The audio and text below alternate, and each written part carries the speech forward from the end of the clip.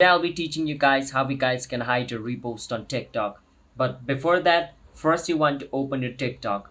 And on TikTok, you might see the repost section or you might not because repost is not currently available in all the country. So if it is available in your country, then you can follow the step which I will show you.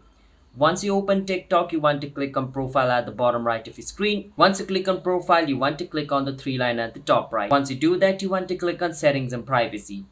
Inside of settings and privacy, you want to go inside the privacy section. From over here, scroll all the way down until you see the option called repost.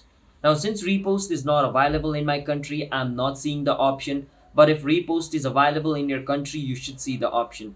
Once you see the option, just basically click on the option repost. Once you click on repost, what it's going to do is it's going to show you these two options, everyone and only me. Now, if you click on everyone, then everyone will be able to view your repost.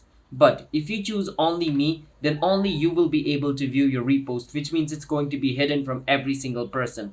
So that is basically how you guys can hide your repost on TikTok by making sure that this setting is on only me. Once you do that, you're good to go. You have hidden your repost on TikTok.